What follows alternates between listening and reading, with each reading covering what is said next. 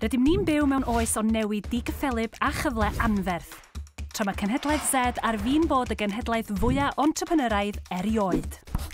Rydym yn rhannu'r weledigaeth am economi gref, wydn ac amrywiol sy'n cyflawni dros bobl Cymru, gan alluogi unigolion i wireddu eu uchelgeisiau, busnesau i lwyddo a chymunedau i ffynnu.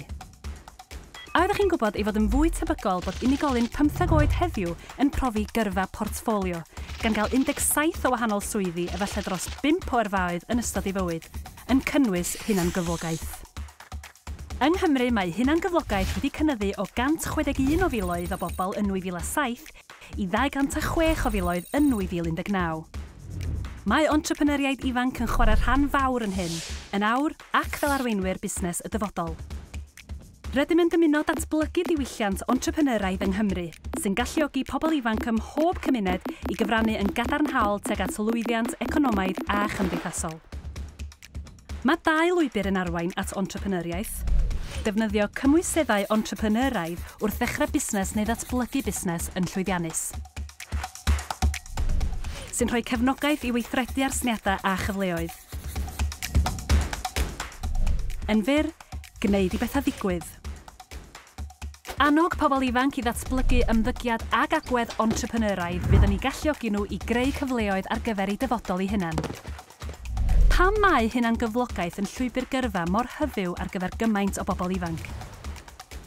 Pinnau yw'n awydd am ryddid neu am fod yn bennaeth, ymdrin â phroblem gymdeithasol neu'r fflach o ysbrydoliaeth sydd wedi ysgogi'r cyfle.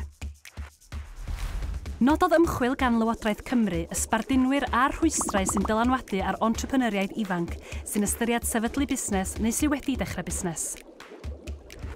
Pwy sy'n dechrau busnes felly? Ceir chwilotwyr rhyddid wedi ei denu i fod yn bennaeth arnyn nhw eu hunain a'r rhyddid mae hynny'n ei gynnig tra'n dymuno gwneud bywoliaeth gyfforddus. Yr anelwyr uchel, yr entrepreneuriaid hyderus ac uchelgeisiol sy'n cael ei sbarduno gan awydd i wneud arian, ond gallen nhw fod wedi paratoi'n well ar gyfer rhedeg busnes. Yr archwilwyr chwilfrydig, y rhai hynny sy'n ymhel â busnes oherwydd y rhyddid a'r cyfle mae'n ei gynnig i fod yn greadigol, yn aml yn ystod eu horiau hamdden a heb fod yn ddibynnol ar yr incwm. Yr arloeswyr cymdeithasol, unigolion uchelgeisiol sy'n cael ei denu i redeg eu busnes eu hunain mwyn cyflawni newid cymdeithasol a gwneud gwahaniaeth i'w cymuned, tra'n gwneud bywoliaeth gyfforddus hefyd. A'r mentrwyr lleol, yr unig fasnachwyr hunangyflogedig sydd wedi paratoi yn dda, a rhai sy'n chydig bach yn uchelgeisiol, sy'n rhedeg busnes bach lleol sydd wedi cael ei sbarduno gan statws cymdeithasol. Bydd pob siwrne unigol o ddechrau busnes yn cymryd cyfnod o 15 mis ar gyfer taledd, yn cynnwys 6 mis ar gyfer gwneud y gwaith cynllunio gweithredol yn y lle cyntaf.